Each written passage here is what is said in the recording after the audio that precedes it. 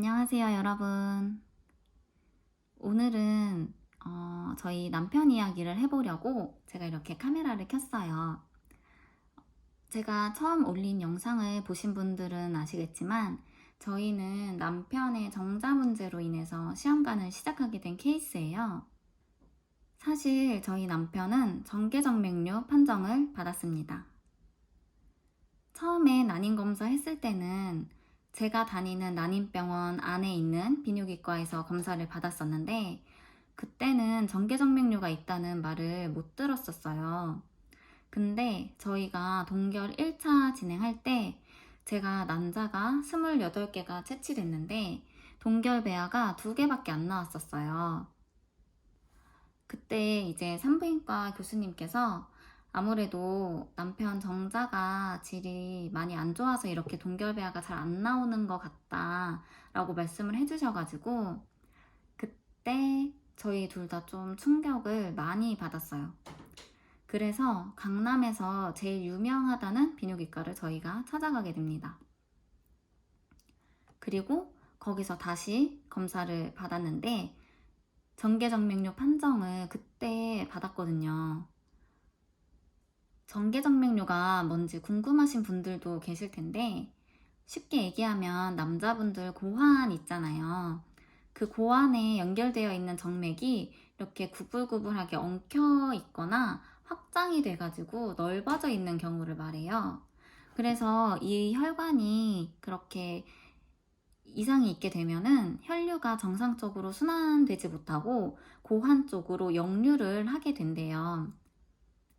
피가 역류를 하게 되면 고환의 온도가 높아지고 정상적인 정자가 생성되기 어려운 환경이 되는 거거든요. 그래서 이거는 조기 발견해서 조기 치료하는 게 제일 베스트고요. 근데 또 좀 아이러니한 게 이게 치료한다고 해서 100% 좋아지는 건 또 아니라고 말씀을 하셨어요.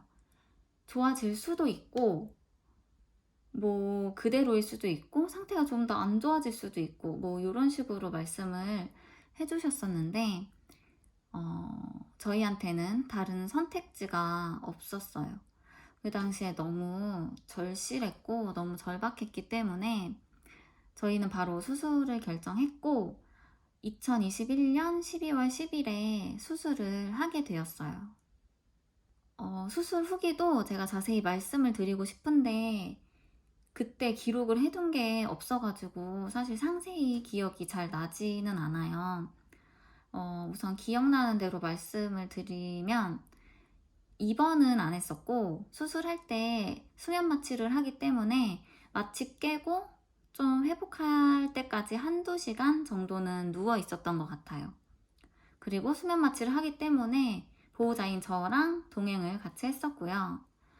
처음에는 마취 풀리고 나서 좀 욱신욱신거리고 아프다라고 얘기를 했었고 그 병원 나와서도 좀 이렇게 쩔뚝쩔뚝 거리면서 걸었었어요.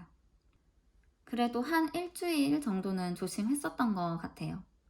그래서 저희 남편은 일부러 금요일에 수술 날짜를 잡아서 주말에는 푹 쉴 수 있게 그렇게 진행을 했었습니다. 그리고 이제 건강한 정자가 생성이 되는지 확인을 해야 하는데 정자 생성 주기가 3개월 정도라고 해요. 그래서 보통 수술하고 최소 3개월 후에 재검을 한 번 더 하는데 그래서 저희 남편도 4월 30일에 재검사를 다시 받았습니다. 그리고 결과를 들었는데 결과적으로 크게 좋아진 건 없었어요. 기존에 정상정자가 1% 미만이었는데 그 수치만 2% 정도까지 올랐지만 운동성이 수술 전하고 달라진 게 없었어요. 그리고 그때 교수님께서 새로운 말씀을 해주셨었는데 남편이 에스트라디올 수치가 높다고 말씀을 하시더라고요. 에스트라디올은 여성 호르몬인데 이게 정자 생성에 안 좋은 호르몬이라고 말씀하셨어요. 그래서 병원에서 약을 이번에는 처방을 해주셨는데 클로미펜 시트르사념이라는 약을 처방을 해주셨어요. 이게 아마 병원 다니면서 임신 준비 해보신 분들은 아실 거라고 생각이 드는데 보통 여성분들한테 배란 유도제로 처방을 해주는 약이거든요. 근데 이거를 처방을 받아왔길래 찾아보니까 이게 남성 난임에도 쓰이는 치료제라고 해요. 이거를 남성분들이 이제 섭취를 하게 되면 남성 호르몬인 테스토스테론이 증가를 하게 되고 정자가 더 많이 만들어지는 효과를 얻을 수 있다고 합니다. 그 약이 한 알로 이렇게 되어 있는데 그거를 반씩 쪼개서 제조를 해서 처방을 받아왔더라고요. 그래서 그거를 반 알씩 하루에 한 번 먹고 또 3, 4개월 후에 한 번 재검을 받아야 한다고 하셨어요. 그래서 남편은 8월 6일에 다시 재검사를 받았습니다. 피검사랑 정자 채취 진행을 했고, 그리고 8월 20일에 검사 결과를 들으러 갔어요. 그치만 역시나 큰 변화는 없었어요. 수치가 변함이 없었고, 교수님께서 이럴 경우에는 태세 수술을 해야 한다고 말씀을 해주셨어요. 태세 수술도 모르시는 분들이 있으실 것 같아서 간단히 말씀을 드려보면, 사정을 통해서 건강한 정자를 채취하기 어려운 경우에 고환 조직을 일부 절개해서 그 조직 안에서 직접 정자를 채취하는 방법이에요.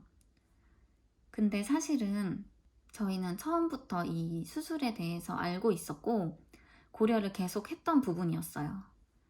남편이 처음 난임 검사하고 정자 상태가 안 좋다고 했을 때부터 이제 검색을 엄청 해봐가지고 정보를 얻기도 했었고, 제 담당 교수님이 처음 이제 시험관 들어갈 때부터 남편이 태세 수술을 해서 정자 채취를 했으면 한다 이렇게 말씀을 해주셨었거든요. 근데 그때 비뇨기과 이제 남편 담당 교수님께서 조금 처음부터 그런 수술을 하는 거에 대해서 부정적인 입장이셨고, 저희가 강남의 비뇨기과 원장님을 찾아갔을 때도 고환을 함부로 그렇게 건드리면 안 되는 거라고 말씀을 하시면서 이제 정계정맥류 수술을 처음에 했던 거였거든요. 근데 결국엔 태세 수술을 권하시더라고요. 지금 남편 정자 상태로는 시험관을 하더라도 결과가 좋지 않을 것 같다. 계속 실패를 하게 되면 태세를 하라고 말씀을 하시더라고요. 이미 저희가 시험관 어느 정도 진행을 했고 또 유산도 한 번 했고 그런 거는 이제 모르셔가지고 그렇게 말씀을 해주셨어요.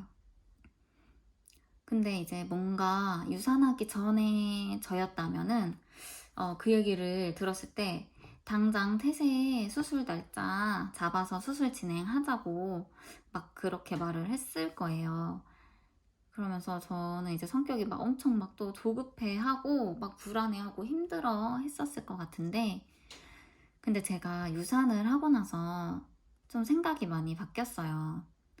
이게 내가 막 조급해 한다고 해서 될 일이 절대 아니고, 그리고 뭔가 조금 섣불리 진행을 했다가 만약에 제가 또 그런 아픔을 겪게 된다면 저는 정말 너무너무 힘이 들 것 같아요. 그래서 좀 마음의 여유를 갖고 생각을 해보기로 제가 결심을 했습니다. 그렇게 마음을 먹고 나서 보니까 남편의 모습이 보이더라고요. 남편이 그동안 이제 병원을 갔다 오면 항상 좀 이렇게 주눅 아닌 주눅도 들어있었고 속상해하는 모습이 항상 보였었거든요.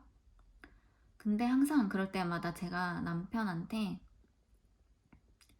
내가 지금 더 힘든데 몸도 마음도 내가 오빠보다 훨씬 힘들다. 근데 오빠가 그렇게 있으면 어떻게 힘을 내야지. 우리 둘 다 힘을 내야 되는 거 아니야? 막 이러면서 이런 식으로 항상 남편한테 말을 해 왔었더라고요. 이렇게 돌이켜서 생각을 해보니까. 근데 이제 물론 저도 힘들지만 그 말을 듣는 당사자는 얼마나 마음이 힘들겠어요. 근데 이제 제가 그 마음을 미처 헤아리지 못하고 조급한 마음에 그렇게 남편을 몰아세웠던 것 같더라고요. 이번에도 병원 갔다 와서 가만히 이렇게 있는 남편의 모습을 보니까 제가 솔직히 많이 미안한 마음이 들었고, 그동안 너무 내 생각만 했던 건 아닐까 싶은 생각이 들었어요. 우선 비뇨기과 교수님도 이제 퇴세를 하라고 말씀을 해주셨으니까 다음 차수에는 저희도 퇴세를 진행하려고 해요. 아직 동결배아가 4개 남아있기는 한데 만약 퇴세를 해서 건강한 정자들을 조금이라도 채취를 하게 된다면 그게 훨씬 나을 거라는 판단이 듭니다. 그리고 원래 8월 말에 저희가 다시 시험관을 시작했었어야 했는데 일정이 한두 달 정도 더 미뤄질 것 같아요. 저희가 사실 유산을 하고 몸도 마음도 많이 지치고 힘들었었어요. 근데 제가 그게 지금도 다 나아진 상태가 아니어서 저희가 저희에게 선물을 주기 위해서 유럽 여행을 다녀오기로 결심을 했어요. 일정은 9월 말에서 10월 중순 정도가 될 것 같고, 그래서 여행을 다녀와서 시험관을 다시 시작하려고 합니다. 저희가 신혼여행도 코로나 때문에 국내로 다녀왔었고, 또 10월 달에는 저희 결혼이 2주년이 껴있어가지고 겸사겸사 기분 전환도 하고 새로운 마음가짐을 갖기 위해서 잠시 떠나려고 합니다.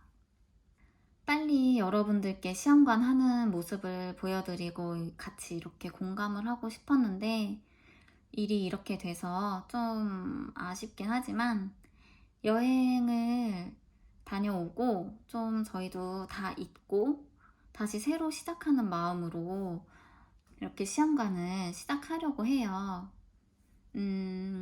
여행은 이탈리아 한 나라만 한 3주 정도 다녀올 거고 이탈리아에서 영상을 제가 또 많이 한번 담아와서 브이로그를 한번 올려보려고 생각 중에 있어요. 그러니까 제 채널 잊지 마시고 여행 영상도 올라오면 많이 시청해주세요. 오늘도 영상 시청해주셔서 감사합니다. 안녕.